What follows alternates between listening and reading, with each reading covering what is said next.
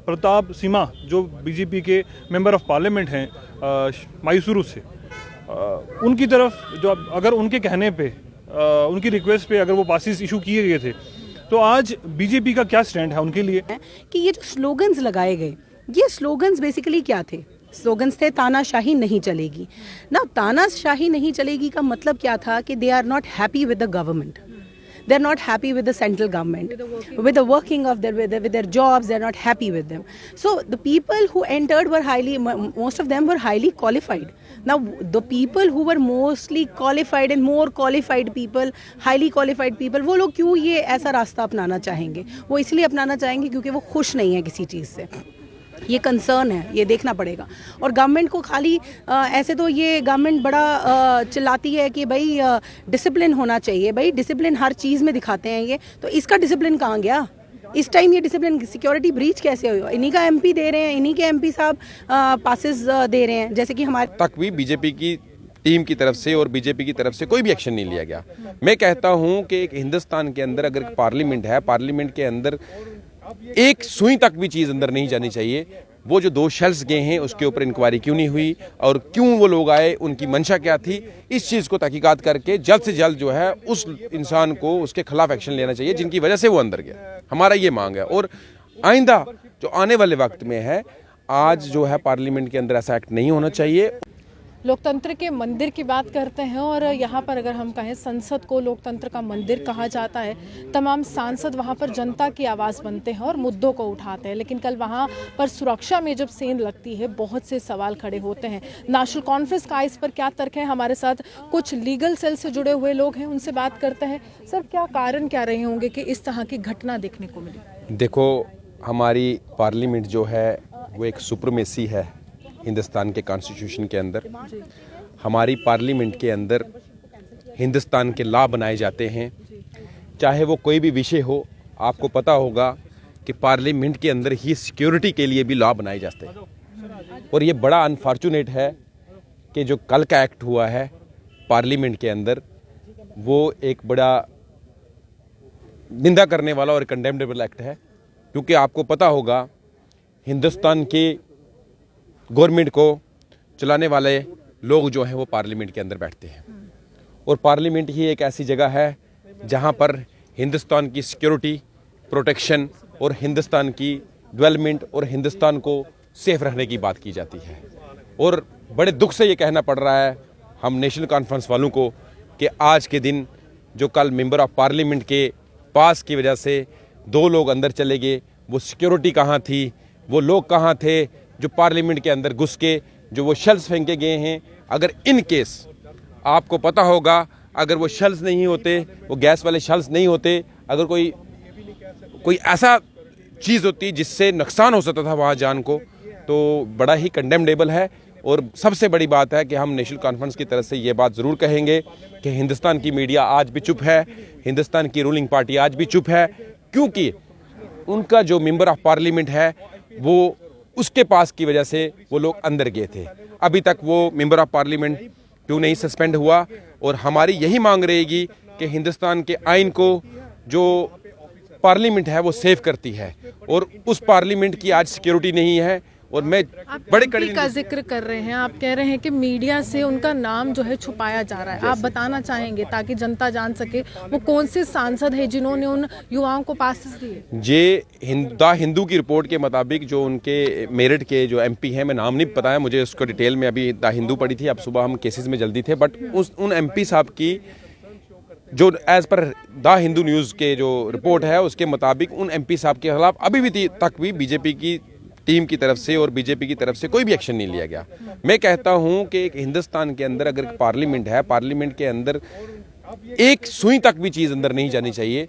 वो जो 2 शेल्स गए हैं उसके ऊपर इंक्वायरी क्यों नहीं हुई और क्यों वो लोग आए, उनकी मंशा क्या थी, इस चीज़ को तहकीकात करके जल्द से जल्द जो है उस इंसान को उसके खिलाफ एक्शन लेना चाहिए जिनकी वजह से वो अंदर गया। हमारा ये मांग है। और आइंदा जो आने वाले वक्त में है, आज जो है पार्लियामेंट के अंदर ऐसा एक्ट नहीं होना चाहिए। और इवन आप देख सकते हैं अगर पार्लियामेंट के अंदर हमारे हिंदुस्तान के मेंबर ऑफ पार्लियामेंट्स जो लोगों के रिप्रेजेंटेटिव पूरी ऑल ओवर कंट्रीज़ में, स्टेट्स में चुनकर वहाँ जाते हैं, अगर वो लोग सेफ नहीं, आप सोचो तो ब्रीच ऑफ सिक्योरिटी हाल ही अगर पार्लियामेंट में हो सकती है तो फिर कहीं भी हो सकती है।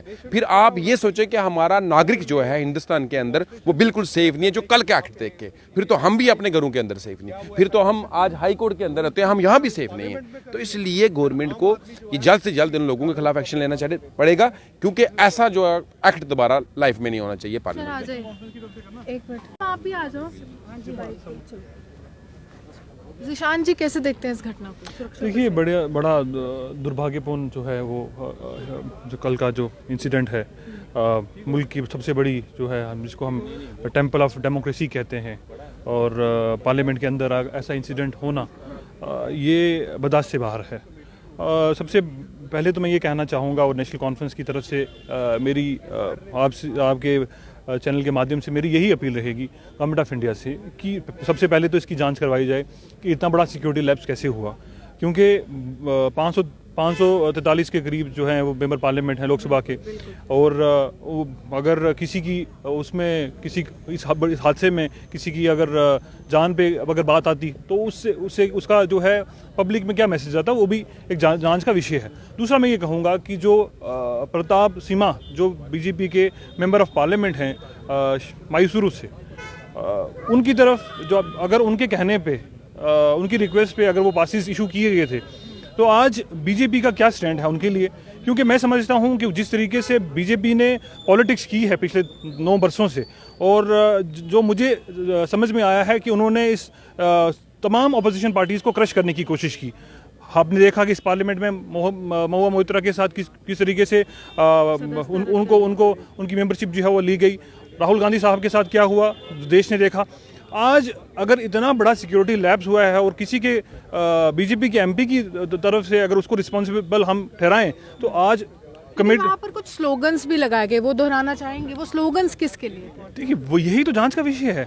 अगर वो स्लोगन्स थे तो अगर इतनी निराशा है, अगर हम क्या स्लोगन क्या थे? वो देखिए, तानाशाही नहीं चलेगी, तो वो इतनी अगर निराशा है लोगों में, तो इसकी वजह क्या है? क्या कहना चाहते हैं कि कॉमन मैन भी अब गुस्से में है और वो संसद का घेराव करने के बजाय संसद में ही पहुंच गया? लोग तो दुखी हैं इस हुकूमत से, इसमें कोई दोहराए नहीं है। जिस तरीके से लोगों की आवाज़ जो निकल रही है मुल्क भर में, लोग ये चाहते हैं कि इस हुकूमत से निजात हासिल करना चाहते हैं, और उसी के लिए मगर ये तरीका गलत है। जिसने भी किया हम कंडेम करते हैं।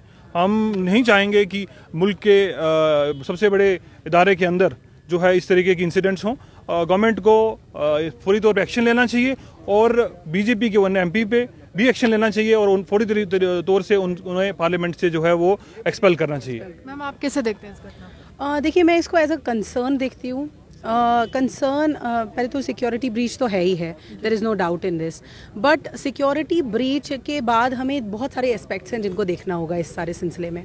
फॉर एग्जांपल, पहला एस्पेक्ट ये है कि एक तो पार्लियामेंट में सिक्योरिटी ब्रीच हुई। दूसरा एस्पेक्ट ये आता है कि जो नारे लगाए गए, there was nothing that could have harmed anybody, but the point is that अगर in this temple they can enter like this, क्योंकि एक टेम्पल ऑफ जस्टिस माना जाता है पार्लियामेंट को, या टेम्पल ऑफ जहाँ पे अब लॉ मेकिंग होती है और बहुत सारे इम्पॉर्टेंट लोग, MPs and everybody, yes exactly, bills pass होते हैं, और सबसे बड़ी बात कि MPs, ministers, everybody is there. So हमारे एमपीज़ भी वहाँ पर होते हैं और भी एमपीज़ वहाँ पर होते हैं। तो अल्टीमेटली इट इज़ ये एक जान का ख़तरा है हर किसी के लिए। अगर ये लोग ही, जो हम लोग चुन कर जिन लोगों को आगे बढ़ाते हैं, अगर ये ही लोग सेफ़ नहीं हैं, तो हम कैसे सेफ़ हैं? पहली बात तो ये है। फिर दूसरा एस्पेक्ट हम ये देखते हैं कि ये जो स्लोगन्स लगाए गए, ये स्लोगन्स बेसिकली क्या थे? स्लोगन्स थे तानाशाही नहीं चलेगी ना। तानाशाही नहीं चलेगी का मतलब क्या था कि they are not happy with the government, they are not happy with the central government, with the working of with their jobs. They are not happy with them. So the people who entered were most of them were highly qualified.